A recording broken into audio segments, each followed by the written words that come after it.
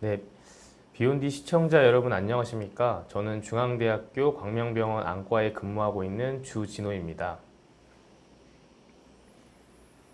제가 이번에 세 번째로 비욘디 라이브 방송을 촬영하게 되었는데 우선 이제 비욘디 시청자분들을 만난다고 하니까 굉장히 기쁘고 감사한 마음이었습니다. 그래서 제가 어떤 주제로 좀 많은 분들께 도움이 될 수 있는 정보를 좀 알려드릴까 생각을 해보았는데 최근에는 이제 안과의 당뇨 합병증으로 좀 진료 보시고 또 치료받으시는 분들이 계셔서 그래서 오늘은 이제 안과 관련된 당뇨 합병증에 대해서 제가 좀 소개를 해드리려고 합니다.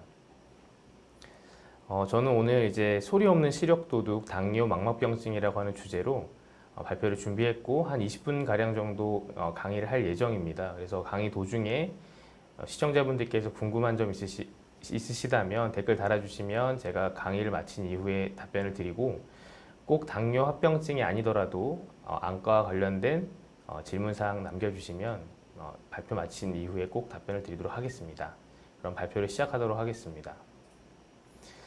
우선은 이제 당뇨 망막병증에 대해서 말씀을 드릴 텐데 이게 안과에서 발생할 수 있는 당뇨 합병증 중에 하나입니다. 우선 당뇨 망막병증이 무엇인지에 대해서 좀 말씀을 드리려고 합니다. 우선 당뇨병에 대해서 좀 간단하게 말씀드릴 생각인데요. 당뇨병이라고 하는 것은 우리 몸에서 인슐린이라고 하는 호르몬이 분비가 되었었을 때 이제 식사를 하고 나면은 혈당이 좀 오르게 되는데 인슐린이 작용해서 혈당을 낮춰주는 작용을 합니다. 그러나 이런 인슐린의 작용이나 분비에 장애가 발생하게 되면 이제 지속적으로 고혈당 상태가 유지하게 되는데 그런 경우에는 이제 우리가 지금 오늘 말씀드린 망막이나 또는 신경, 신장 등에 있는 미세혈관 또는 심장혈관이나 뇌혈관, 말초동맥 등의 대혈관 등의 합병증을 일으킬 수 있게 됩니다. 그래서 오늘 말씀드린 당뇨 망막병증이라는 것은 이제 망막에 있는 미세한 혈관들이 고혈당에 의해서 손상되는 것을 말하는 것으로 이런 것들을 인해서 혈류 장애가 발생하게 되면 망막 혈관이 협착이 되고 막히게 되면서 이제 문제가 생기게 되는 것입니다. 그래서 전 세계적으로도 성인에서 실명의 가장 큰 원인을 차지하고 있는 부분입니다.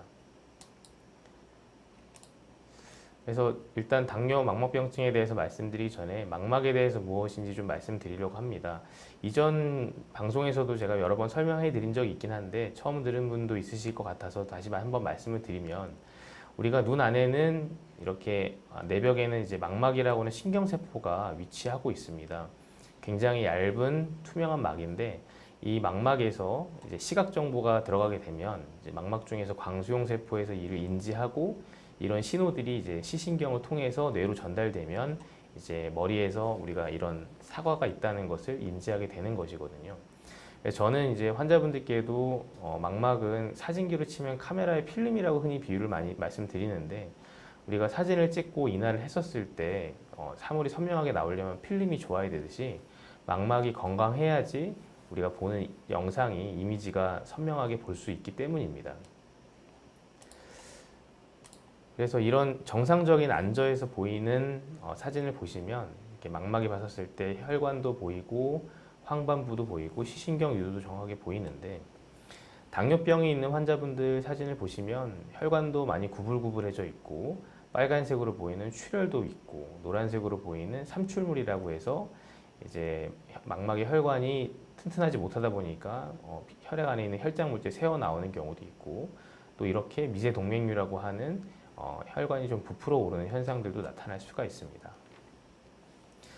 그래서 우리가 당뇨 망막병증이 생기는 가장 큰 원인은 허혈이라고 하는 것이 원인인데 이건 이제 의학 용어라 좀 어려우실 수 있겠지만 허혈이라고 하는 뜻은 쉽게 말하면 피가 돌지 않는다는 뜻입니다. 그래서 당뇨병으로 인해서 고혈당 상태가 오래 유지가 되면 허혈이라고 하는 것이 발생해서 우리가 망막에 있는 혈관은 종말혈관, 그러니까 가장 몸 끝에 있는 혈관이기 때문에 피가 잘 돌지 않으면 축부혈행, 옆에서 이제 피가 와서 도와주는 거 그러는 것이 없고 많은 구획이 이제 피가 돌지 않는 상태에 빠지게 되면 망막은 신경 조직이기 때문에 쉽게 괴사가 되고 파괴가 됩니다.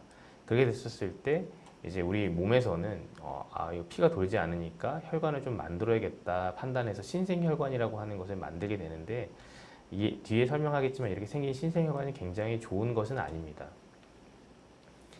그래서 우리가 신생혈관에 대해서 말씀을 드리면 이게 피가 돌지 않는 것에 의해서 새롭게 만들어진 혈관을 뜻하는 것인데, 이 사진을 보시면 눈 주변에 안 좋은 신생혈관들이 이렇게 자라 있는 것을 볼 수가 있습니다. 이런 혈관들은 굉장히 연약하기 때문에 쉽게 터지게 돼서 이런 식으로 출혈을 일으키게 되고, 또 이런 혈관들은 정상적인 혈관에 있는 혈액과 망막 장벽이 없기 때문에 이 장벽이 없어서 투과성이 굉장히 높아서 혈장 성분들이 쉽게 누출이 되고, 그렇게 되면 이런 식으로 섬유화가 일어나면서 증식막이 자라게 됩니다. 이런 증식막들은 망막을 잡아 당기기 때문에 망막이 수축이 돼서 견인이 되고, 그럼 견인성 망막 박리가 발생하게 되어 시력이 떨어질 수가 있습니다.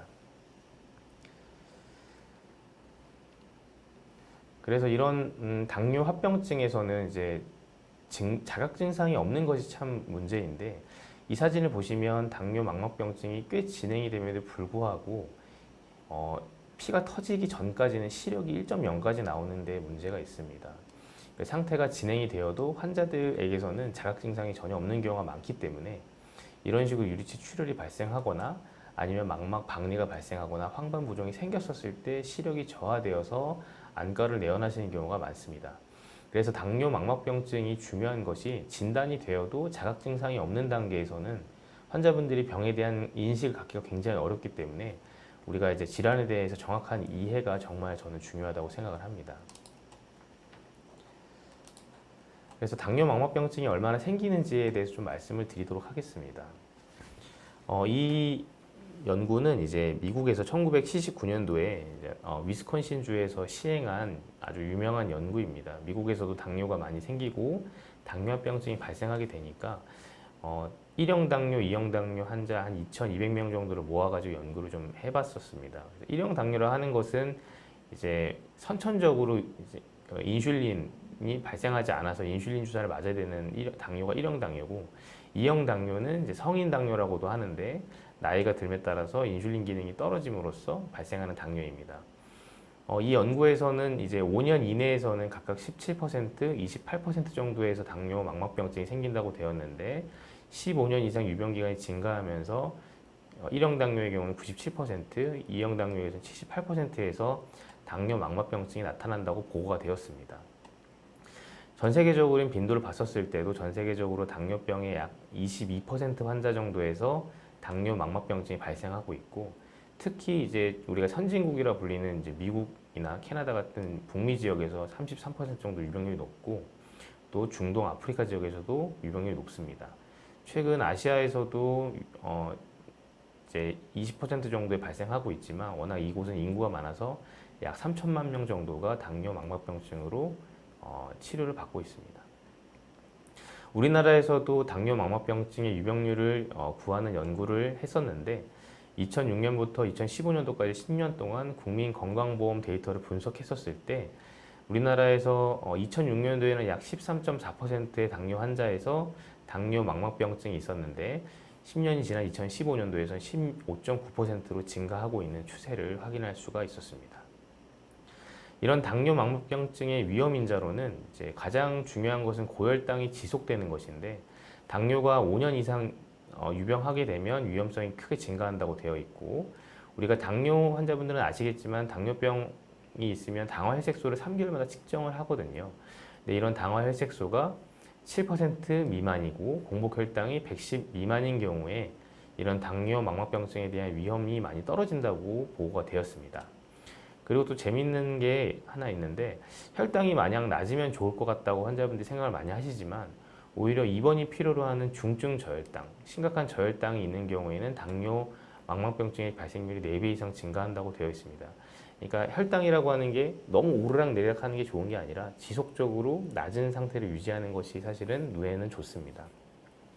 그리고 고혈압 또한 영향을 미칠 수 있는데, 수축기 혈압이 10 이상 상승하는 경우에 당뇨 망막병증의 위험 또한 10% 이상 증가한다고 되어 있고, 우리가 이제 비만과 같은 대사증후군, 그리고 당뇨 앓고 계신 분 중에 투석하시는 분들 종종 있는데, 이분들은 이제 당뇨병성 신병증이죠. 그러니까 신부전으로 인해서 신장 질환이 있는 경우에도 눈에도 영향을 미치는 것으로 되어 있습니다.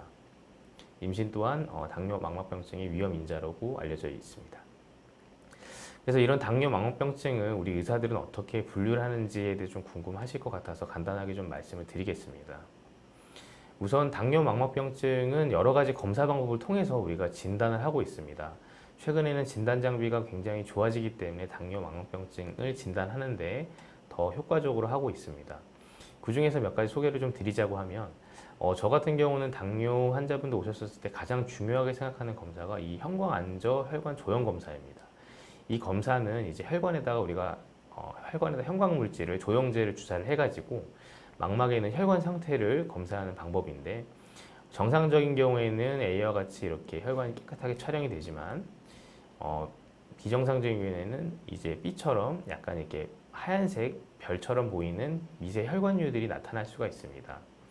그리고 이런 것들이 좀 더 진행이 되는 경우에는 이제 아주 밝게 빛나는 신생 혈관들도 보일 수가 있고 또 이 부분에서 시커멓게 보이는 피가 돌지 않는 허혈 부분도 우리가 확인을 할 수 있기 때문에 저는 처음에 이제 당뇨합병증으로 진단이 되신 분들께 꼭 시행을 해서 우리가 어느 정도 진행했는지를 정확하게 평가하는 것이 중요하다고 생각을 하고 있는 검사입니다. 다음으로는 이제 빛 간섭 단층 촬영이라고 하는 검사가 있는데 이 검사는 망막의 단층을 촬영해서 망막 구조를 확인하는 검사입니다.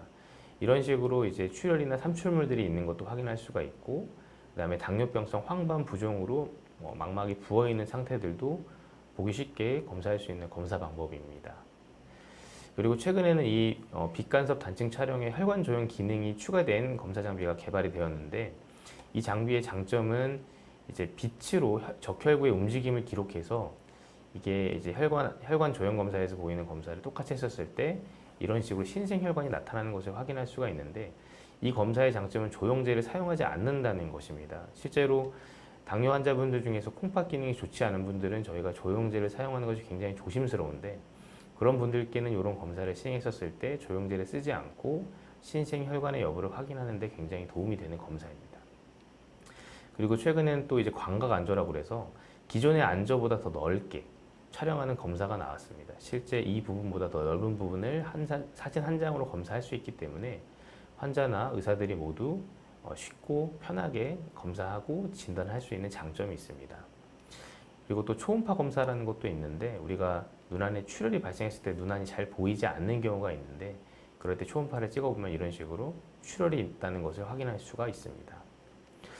그래서 다시 분류로 돌아온다면 이제 가장 크게 우리가 중요하게 분류하는 기준은 신생 혈관 유무에 따라서 우리가 구별을 하게 됩니다.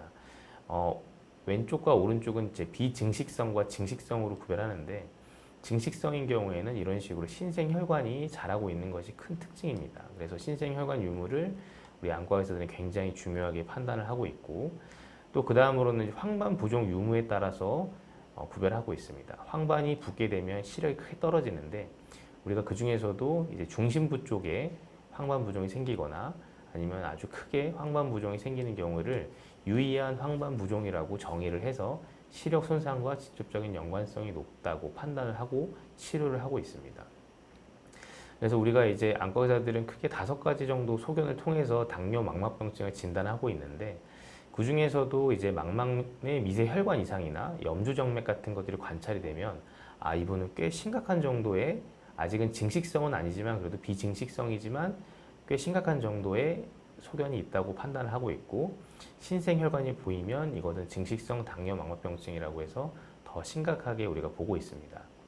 그래서 미세동맥류나 망막 삼출물 같은 경우는 사진상에서 보시다시피 이렇게 붉게 보이는 것이 이제 미세동맥류, 노랗게 보이는 것이 삼출물이고 혈관 조형 검사에서도 이렇게 반짝반짝 하얗게 보이는 것들을 확인할 수가 있습니다.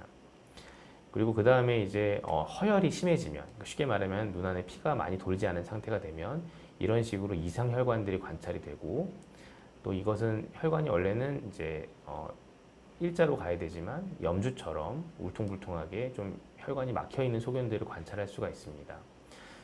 더 심해진다면 이런 식으로 나쁜 신생혈관들이 전체적으로 망막에 자라게 되면 혈관 조형 검사에서도 이렇게 하얗게 밝게 빛이 나는 것을 통해서 우리 안과 의사들이 당뇨 망막병증을 진단하고 또 거기에 대해서 정도를 분류를 하고 있습니다.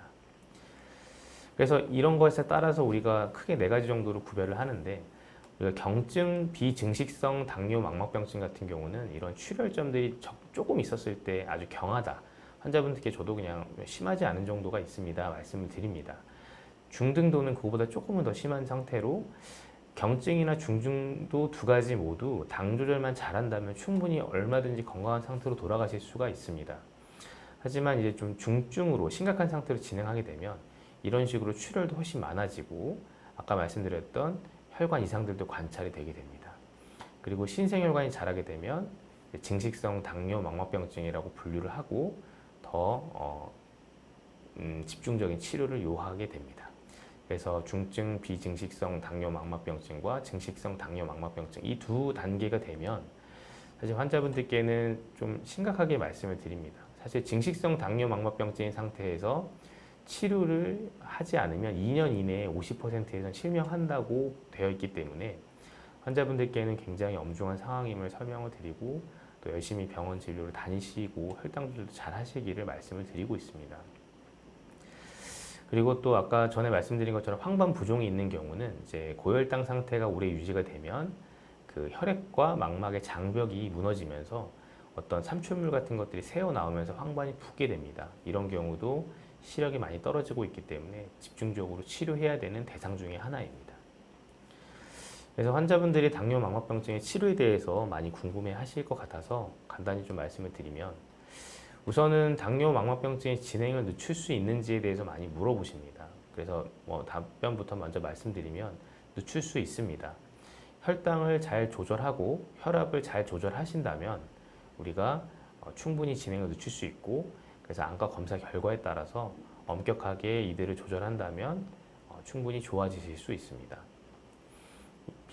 비수술적인 치료로는 아까 말씀드렸던 것처럼 혈당 조절이 있는데 영국에서 시행한 연구를 보면 당화 혈색소가 7.0 이하인 경우에는 이게 당뇨 망막병증의 치료에 도움이 된다고 하였고 어코드 아이 스터디에 따르면 혈압은 150에서 85 이하를 유지하는 것이 굉장히 중요하다고 합니다. 그리고 콜레스테롤이나 중성지방과 같은 지질 조절도 필요하고 또 안과에서는 이제 망막 모세 혈관의 취약성을 개선하기 위해서 혈류를 개선하는 약물들을 처방하고 있습니다. 그리고 아까 말씀드린 것처럼 신부전이 있는 환자들도 많다고 그랬는데 신부전이 좋아지게 되면 당뇨 망막병증이 좋아지는 경우도 굉장히 많이 보고 있습니다. 그리고 금연도 저는 중요하다고 생각을 합니다. 우리가 비수술적인 치료 외에 그 다음에 할 수 있는 치료가 이제 레이저 치료인데 사실 레이저 치료는 당뇨 망막병증 치료에 굉장히 중요한 치료 방법입니다. 크게는 이제 범망막 광흥구 치료와 국소 레이저 치료가 있는데 범망막 광흥구 치료는 말 그대로 망막의 아주 넓은 범위의 레이저를 치료를 하는 것입니다. 그래서 이렇게 넓은 곳의 레이저를 치료해서 우리가 망막의 산소 소비량, 요구량을 감소시켜 가지고 그렇게 되면은 이제 망막에서 분비되는 혈관을 생성하게 하는 인자들을 감소하게 돼서 증식성 또는 매우 심한 비증식성 당뇨 망막병증에서 시행하고 있는 치료 방법입니다. 사실 이 치료는 환자분들이 좀 이해를 못 하시고 좀 힘들어 하시는 경우가 많기 때문에 저는 환자분께 설명을 드리기로 선생님이 이제 당뇨 때문에 배가 가라앉고 있다. 근데 그 배 안에는 한 100명 정도의 승객이 타고 있는데 우리가 한 30명 정도는 바다에 빠뜨려야지만 이 배가 가라앉지 않을 수 있다. 그래서 우리가 중심 시력을 보호하고 그 외의 부분들은 레이저를 태워서 망막의 산소 요구를 감소해야지만 이 눈을 지킬 수가 있다고 제가 설명을 드립니다. 그래서 레이저 치료를 하시면 물론 시야가 좀 좁아진다는 단점이 있지만 그래도 이 중심 시야를 살릴 수 있다는 장점이 있기 때문에 굉장히 많은 의사들이 선호하고 있는 치료 방법입니다. 그래서 레이저 치료하면 사실 좀 통증이 있어서 좀 아프기 때문에 우리가 한꺼번에 하지는 못하고 이 넓은 부분을 3회, 4회 정도로 나눠가지고 시행하고 있습니다. 그래서 레이저 치료는 이제 이 넓은 부분을 이제 보통은 통증이 있기 때문에 한 3-4번에 나눠서 하고 있었는데 최근에는 그런 레이저 장비들이 많이 좋아졌기 때문에 요즘 레이저들은 이제 한두 번에 이 전체적인 레이저를 치료할 수가 있습니다. 실제로 이 사진을 보시면 신생혈관이 자라 있는 것들이 레이저 치료 이후에는 많이 감소되는 것을 우리가 볼 수가 있습니다. 그 다음에 국소 레이저 같은 경우에는 누출 부위에 직접적으로 이제 응고 치료를 시행해서 황반 부종인 경우에 그 누출되는 부분을 치료해서 부종을 감소하는 치료법도 있습니다. 그 다음에는 이제 요즘 많이 시행하고 있는 치료 방법 중에 하나인데 눈 안에다가 주사를 놓는 방법이 있습니다. 그래서 크게 이제 두 가지. 혈관을 내피 성장하는 인자를 억제하는 주사와 스테로이드 주사를 쓰고 있습니다. 이 주사 모두 당뇨병성 황반 부종과 증식성 당뇨 망막병증에 효과가 있어서 실제로 황반 부종이 있는 환자분들 주사 치료하고 나면 부종이 가라앉으면서 시력이 호전되는 경우를 굉장히 많이 볼 수가 있습니다. 마지막으로는 수술적 치료인데요. 눈에 이렇게 피가 난 유리체 출혈 상태가 있거나 아니면 증식막에 의한 견인성 망막박리가 있는 경우에 유리체 절제술이라고 하는 수술을 통해서 이런 견인막을 제거하고 출혈을 제거하면 시력이 충분히 개선될 수 있는 결과를 볼 수가 있습니다. 마지막으로 당뇨 망막병증이 예방이 가능한지에 대해서 좀 말씀을 드리겠습니다.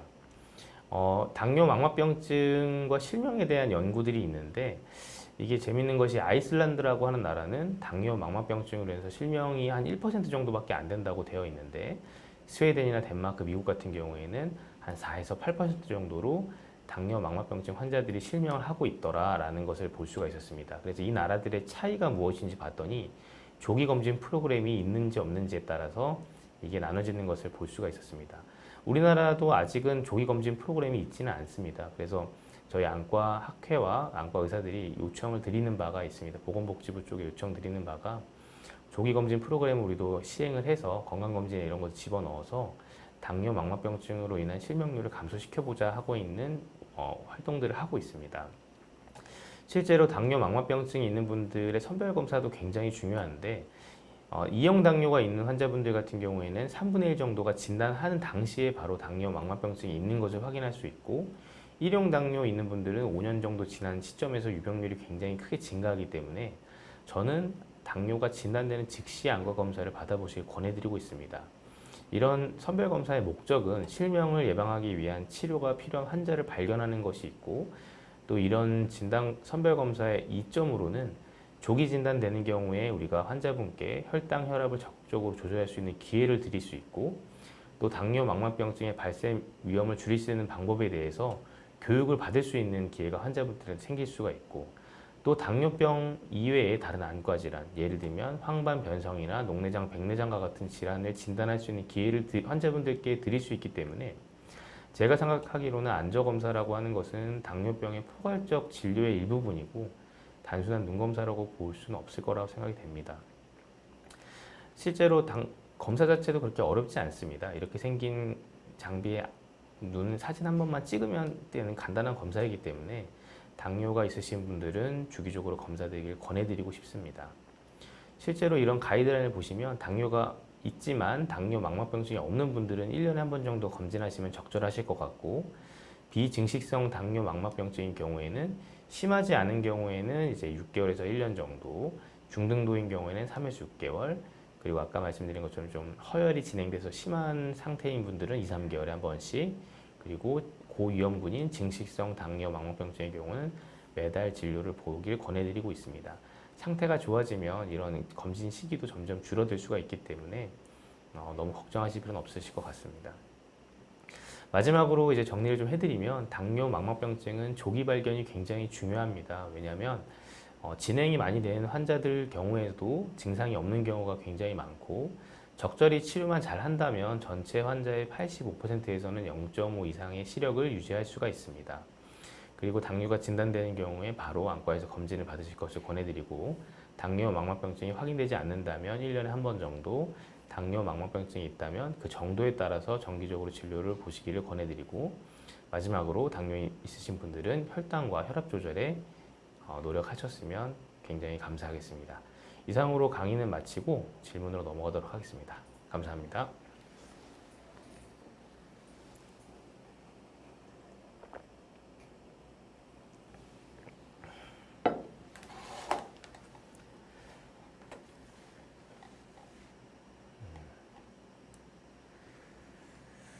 네, 많은 분들이 질문 주셔서 감사합니다.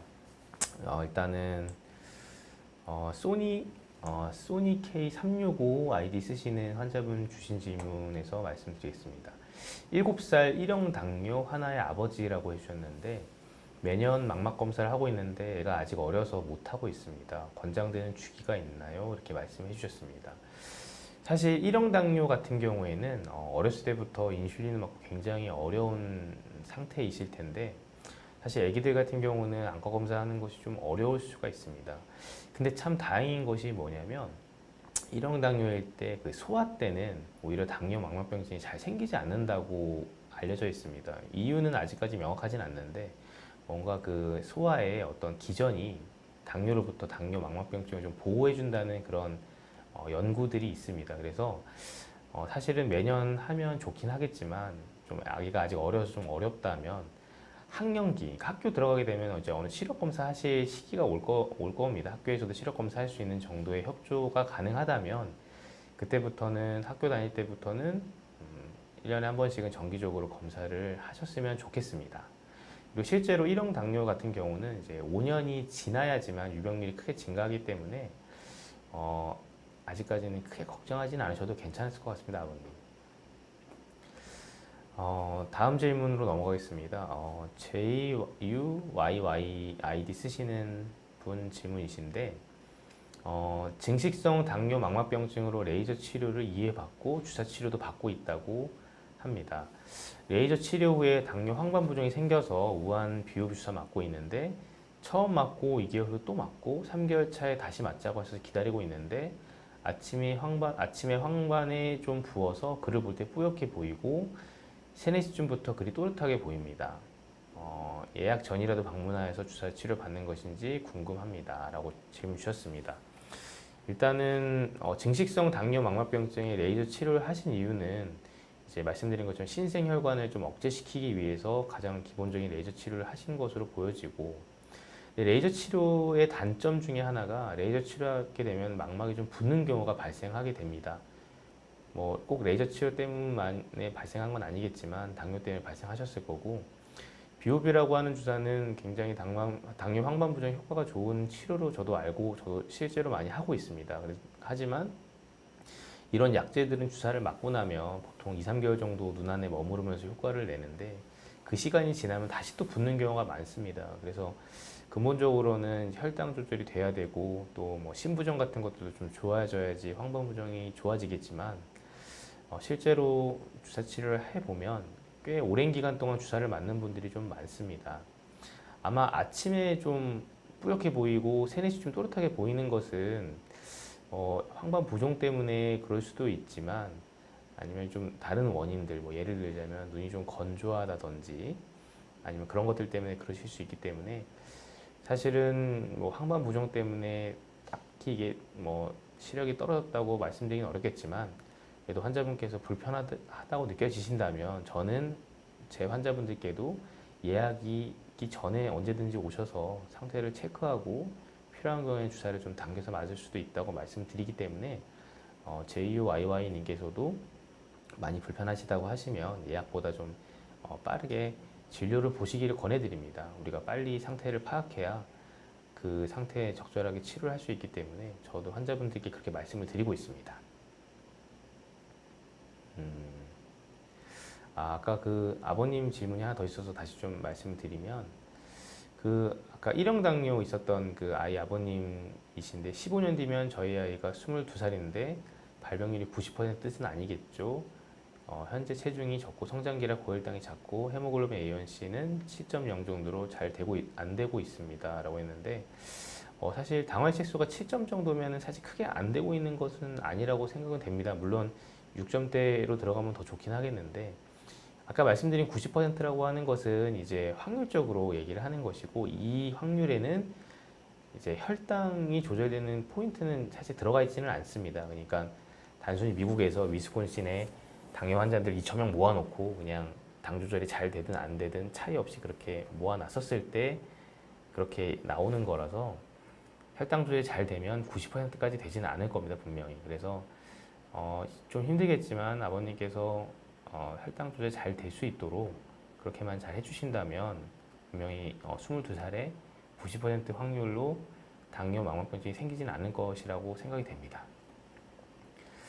다음은 이제 승현 리 아이디 쓰시는 분 질문이신데 비안압성 녹내장의 원인이 자가 면역 질환이 생길 수 있나요? 비안압성 녹내장의 원인이 무엇인가요? 라고 질문 주셨습니다. 요거는 이제 당뇨 망막병증과는 좀 다른 질문이긴 한데 아마 비안압성 녹내장이라고 적어주신 게 아마 이제 정상안압 녹내장을 말하는 것 같습니다. 이제 녹내장은 제가 전문 분야는 아니지만 그래도 간단히 말씀을 드리면 녹내장의 원인은 크게 이제 안압이 오르는 고안압성 녹내장이 있고 안압이 정상임에도 불구하고 생기는 정상안압 녹내장이 있습니다. 그래서 정상안압 녹내장에는 여러 가지 원인이 있는데 사실 이제 안압이라고 하는 것은 우리가 통계적으로 수치를 구한 것인데 정상 안압이라고 하는 것이 보통은 이제 10에서 한 21 정도까지를 정상 안압이라고 합니다. 근데 이게 이 값이 어느 게 정상이라고 말할 수는 없고 통계적으로 우리가 안압을 쟀었을 때 정상 범주에는 요 10에서 21까지가 들어간다. 근데 어떤 사람들은 안압이 20일 미친 뭐 한 15나 16임에도 불구하고 녹내장이라고 하는 병은 이제 시신경의 손상이 발생해서 시야가 좁아지는 걸 말하는데 어떤 사람은 안압이 15임에도 불구하고 시신경이 손상이 돼서 시야가 좁아지면 정상안압 녹내장이고 어떤 사람은 안압이 20일이 넘어가는 뭐 25임에도 불구하고 시신경의 손상이 없이 그러니까 안압에 대한 스트레스에 내성이 좋은 거죠. 그래서 그런 차이가 있기 때문에 사실 정상안압 녹내장은 여러 가지 원인이 있을 수가 있습니다만 가장 큰 원인은 유전적인 경우도 있고 또 혈압 이런 것도 원인이 될 수 있고 고혈압이 원인이 될 수도 있고 또 아니면 뭐 고지혈증 이런 것도 원인이 될 수가 있습니다. 실제로 자가 면역 질환으로 염증이 생기는 경우에 염증 반응에 의해서 안압이 상승하면서 안압이 오르는 경우도 있고 있기 때문에 녹내장은 사실 다양한 원인이 있어서 제가 꼭 정상안압 녹내장의 원인이 어떤 것인지 뭐 한정 지을 수는 없지만 자가 면역 질환으로도 염증이 생기면서 염증성 녹내장이 발생할 수 있다고는 말씀을 드리겠습니다. 그리고 당뇨병인데 이제 갑자기 눈앞이 깜깜해졌다가 돌아오는 경우가 있었다고 말씀해 주셨는데 당뇨병과 관련이 있을 수 있습니다. 그래서 일단은 이제 당뇨 환자분들은 혈당 조절이 굉장히 어렵기 때문에 높은 경우도 있지만 갑자기 떨어지는 경우도 있습니다. 그래서 가장 흔하게 이제 이렇게 시력이 떨어지는 경우는 갑자기 발생한 저혈당 때문에 그럴 수도 있고요. 그럴 때는 이제 설탕 같은 것도 좀 복용하면서 좋아지는 경우가 있습니다.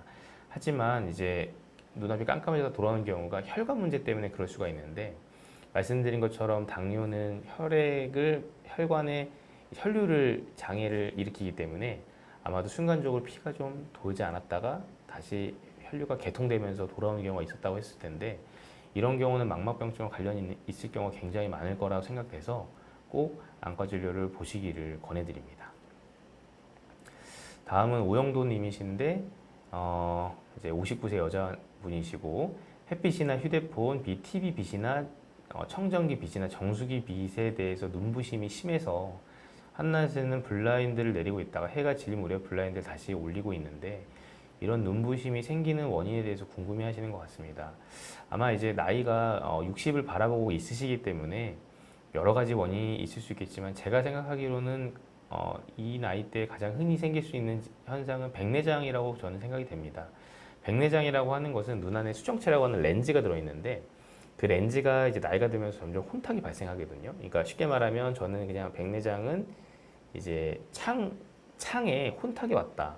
그래서 창에서 빛이 눈 안에 들어와야 되는데 그 창이 뿌옇게 변했기 때문에 우리 왜 교회나 이런 데 가면 스테인 글라스처럼 그 빛이 산란돼서 들어오기 때문에 눈이 부신 증상이 발생했을 거라 생각이 됩니다. 그래서 안과 진료 한번 보시고 실제 백내장이 그런 증상을 불편하게 만드신다면 그런 경우에 시력 정도에 따라서 백내장 수술을 해보시는 것도 저는 좋은 방법일 것이라고 생각이 됩니다. 그리고 LSO님 질문이신데 당활색소 6.5 이하로 관리만 하면 될까요? 11년 차라고 말씀 주셨습니다. 6.5면은 굉장히 잘 조절되고 계신 거고 1년마다 한 번씩 안과 검사만 하신다면 저는 큰 문제가 안 될 거라고 생각이 됩니다. 다음은 도전과재미님이신데 65세 남성 당뇨 진단된 지 23년 되셨고 안과에서는 비증식성 황반부종 진단 받아서 주사치료 받고 있다고 합니다.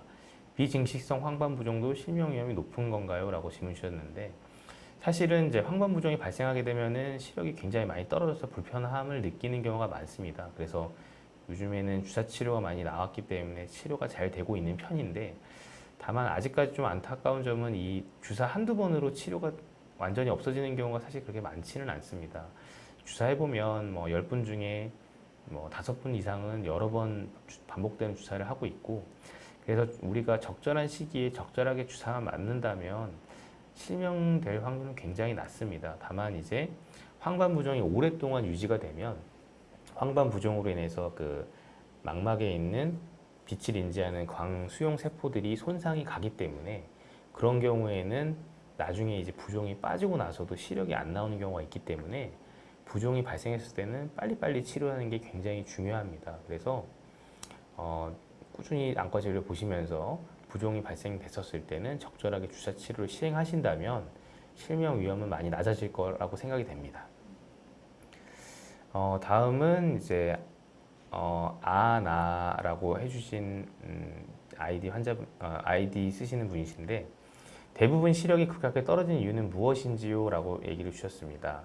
사실은 이 시력이 급격하게 떨어지는 이유는 뭐 여러 가지 원인이 있을 수가 있는데, 나이대도 다르실 수 있습니다. 보통 이제 40대, 50대 분들은 갑자기 가까운 글씨가 잘 안 보인다고 오시는 분들이 많으신데, 거기에 대한 원인은 이제 노안인 경우가 많을 것 같습니다. 노안이라고 하는 것은 이제 우리가 가까운 글씨가 잘 안 보이는 건데, 눈은 조절력이라고 그래서 멀리 보고 가까이 보고 하는 능력이 있는데, 그런 능력이 떨어지게 되면 이제 원래 아까 말씀드린 수정체가 그 기능을 담당합니다. 수정체에는 탄성이 있어서 그 탄력에 따라서 이제 늘어났다 줄었다 하면서 가까이 보고 멀리 보고 하고 있는데, 노안이 오면 그런 탄성이 떨어지기 때문에 가까운 글씨가 잘 안 보이게 돼서 이제 심한 경우에는 뭐 핸드폰도 이렇게 멀찌감치 보게 되고 돋보기에 쓰시는 경우가 생기는 경우, 그 이상 60대, 70대의 경우에는 갑자기 시력이 떨어지는 경우는 백내장이 가장 흔한 원인이 되고,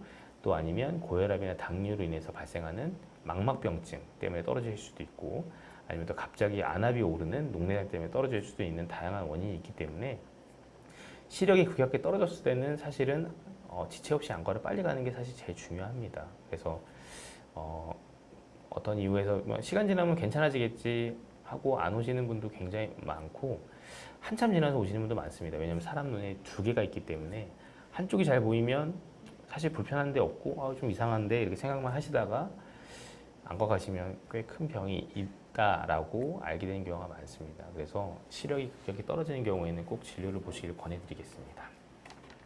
아까 아버님 질문 하나 더 있어서 한 가지 더 말씀드리면, 어린 일형 당뇨들이 성장하면서 망막병증이 발생률이 올라가는 특정 연령대가 있는지 궁금해하셨는데, 아까도 말씀드렸던 것처럼 그 사춘기 때까지는 당뇨 망막병증이 잘 생기지가 않습니다. 원인은 명확하게는 밝혀지진 않았지만 어쨌든 눈을 뭔가 보호하는 그런 기전이 있을 것이다라고 우리가 보고 있고, 그래서 사춘기가 끝나는 시점인 한 20대부터는 발병률이 올라가기 때문에 그때부터는 조금 더 신경 써서 진료를 보시고 혈당 조절을 하시면 될 것 같습니다. 그 다음 김민정 님이신데요. 당뇨는 없지만 노안이 있어서 또 폐경기로 여성 호르몬제를 복용 중인데, 여성 호르몬 치료 후 시력이 급격히 나빠지는 느낌이 있습니다. 여성 호르몬제 복용과 시력 저하 관련이 있는지, 관련이 있다면 약 복용 후 중단하면 다시 돌아오는지에 대해서 질문해 주셨습니다. 사실은 뭐 여성 호르몬제에 좀 망막에 이상이 생긴다고 하는 보고들이 조금 있긴 합니다. 실제로 우리가 이제 유방암 치료제로 쓰고 있는 타목시펜이라고 하는 호르몬제가 있는데, 그런 약을 복용했었을 때 이제 뭐 100명 중에 한두 명 정도에서는 망막의 시신경에 좀 독성이 나타나면서 시력이 떨어지는 경우가 있습니다. 그런 경우가 우리가 관찰이 되면 그 약을 끊기를 권해드리고, 사실은 시신경이 손상이 한번 되면 엄밀히 말해서 100% 옛날처럼 돌아가기는 어렵습니다. 그래서 선생님 생각하실 때 그 약이 좀 뭔가 시력이 나빠지는 느낌이 있으시다면 안과에서 한번 진료를 보셔서 그 약과 실제 망막의 이런 신경 부분에 영향이 있었는지를 체크하시고, 뭐 그게 없다면 아마 다른 원인 때문에 그러실 수도 있을 것이니까 그런 원인을 찾아보시는 게 저는 좋을 것 같습니다. 세홍지마님이시고 당화혈색소 10일에서 의사 선생님께서 근력 운동하라고 해서 하체 근력 열심히 했더니 지금은 5.4 나오는데 약은 전부 다 약하게 처방받아서 복용하고 있습니다. 지인들이 약 끊으면 다시 먹어야 할 때가 온다고 해서요. 나이 환갑의 남자입니다라고 하셨습니다. 사실 당화혈색소를 10일에서 5.4로 낮추는 거 보통 쉬운 일이 아닙니다. 굉장히 노력 많이 하셨고 이 부분은 굉장히 칭찬드리고 싶습니다. 그래서 그것을 유지하게 되면 사실 눈에는 크게 문제가 될 가능성이 낮기 때문에 그렇게만 유지해 주시면 저는 좋을 것 같고, 사실 약을 복용하시는 것이 뭐 좀 스트레스고 부담이 되시겠지만 약 복용하시는 것이 당 조절에는 많이 도움이 되실 거라고 저는 생각이 돼서 꼭 약을 끊는 것이 좋은 것만은 아니라고 생각합니다. 그래서 적절하게 유지 잘 하실 수 있게 계속 노력해 주셨으면 좋겠습니다. 그리고 이승현님 다시 질문 주셨는데, 안구 건조와 잘 때 눈곱이 많이 생겨서 눈물과 비타민 눈물약 처방해 주는데 오래 갑니다. 큰 병원 가봐야 되나요? 여쭤보셨는데, 사실 안구 건조증은 엄밀히 말씀드리면 이게 완전히 치료하기는 좀 어려운 것입니다. 저는 사실 병이라고 보진 않는데 안구 건조 증후군이라고 하거든요. 그러니까 눈이 마르는 현상에 대해서 말씀을 드리는 건데, 사실은 이제 눈물이라고 하는 것은 물만 있는 게 아니라 눈물층에는 물도 있고 그 밑에는 점액이라고 해서 눈물이 눈 표면에 잘 붙을 수 있게 하는 풀도 있고, 그리고 그 위에는 눈물을 코팅하는 기름층도 있습니다. 그러니까 이런 세 가지 모든 것들이 이제 조화를 이루었을 때 눈물이 잘 눈 표면에 붙어 있어서 건조해지지가 않는 건데, 어떤 이유에서든지 눈물이 부족하던 점액이 부족하던 그렇게 되면은 사실 물이 부족하면은 점액이 뭉쳐서 눈곱이 좀 끼는 거거든요. 눈물약을 쓰면 어쨌든 물은 보충이 되니까 그 당시엔 좀 좋아지긴 하겠지만 근본적으로는 눈물 분비가 안 되거나 아니면 생활 습관에 따라서 건조증이 좀 악화될 수가 있기 때문에 이것을 뭐 완치해야 된다라고 생각하시기는 어렵고, 저는 보통 환자분들께 생활 습관을 개선하라고 말씀을 드리는데, 첫 번째는 좀 잠을 많이 주무시는 게 중요합니다. 우리가 잠잘 때 눈물이 만들어지고 그게 머금고 있기 때문에 잠을 많이 주무셔야지 건조증에는 도움이 될 거고, 눈도 사실은 하루 종일 쓰기 때문에 쉬어야지 또 휴식을 해야지만 좋아질 수 있고, 그 다음에 이제 물을 많이 드시고, 그 다음 알코올이나 커피 같은 것들은 탈수를 일으키기 때문에 좀 줄이시면 좋고, 또 따뜻한 온찜질 같은 것들은 눈 주변의 순환을 좀 좋게 해줘서 또 그 기름층 분비도 좋게 해주고 눈물샘 분비도 좋게 해줘서 안구 건조증에 좀 도움이 될 것 같습니다. 그 외에는 이제 우리가 인공 눈물을 쓰게 될 수밖에 없는데, 인공 눈물은 저는 그냥 환자분들께 로션 같은 거라 말씀드리는데 치료제가 아니라, 왜냐면 우리가 손 트고 얼굴 트면 이제 그런 것들을 좀 촉촉하게 해주기 위해서 로션을 쓰는데, 그런 것과 마찬가지로 눈이 마르면 트기 때문에 불편감이 생겨서 그런 것들을 좀 보습해주는 용도로 쓰는 것이라고 보시면 될 것 같습니다. 아마 뭐 큰 병원 가셔도 사실은 뭐 다르게 치료법이 크게 틀리진 않기 때문에 말씀드린 것 같은 이제 생활 습관을 좀 개선하시고, 뭔가 핸드폰이나 요즘 PC 같은 거 많이 보면 건조증이 더 심해지기 때문에 그런 것들 보실 때 뭐 30분 정도 보시면 한 5분 정도 눈 감고 좀 쉬었다가 이렇게 하시기를 권해드리겠습니다. 그리고 도전과 재민님 질문 또 주셨는데, 주사 치료와 혈당 조절을 하면 비증식성 황본을 완치할 수 있나요? 라고 말씀 주셨는데, 사실 완치라고 하는 게 가능은 합니다. 그러니까 뭐 쉽게 가능한 건 아니지만 어쨌든 환자분께서도 혈당 조절하는 노력이 필요하고 또 안과 의사 선생님들도 적절한 시기에 적절한 치료를 한다면 사실은 결국에는 좋아지는 경우를 저는 굉장히 많이 봤습니다. 그래서 포기하지 마시고 우리가 앞으로의 건강한 이제 생활을 하기 위해서 열심히 노력하신다면 분명히 좋은 결과가 있으실 거라고 생각이 됩니다. 우선 질문은 다 마쳤고, 오늘 이렇게 좋은 기회에 또 라이브 강의를 하게 해주셔서 진심으로 감사드립니다. 제가 세 번째 강의인데 두 번째 강의한 게 이제 올해 3월 달이었습니다. 그때는 이제 날씨도 따뜻해지는 봄이었고 시간이 많이 좀 지나서 올해 여름 참 많이 더웠는데 좀 선선해지고 있는 것 같습니다. 그래서 올 한 해도 여름 보내시느라 고생 많으셨고 또 곧 추석이니까 가족들과 좋은 시간 보내면서 또 눈 건강도 잘 챙기실 수 있는 시간이 오늘 되었으면 좋겠습니다. 이상으로 강의는 마치도록 하겠습니다. 경청해 주셔서 진심으로 감사드립니다.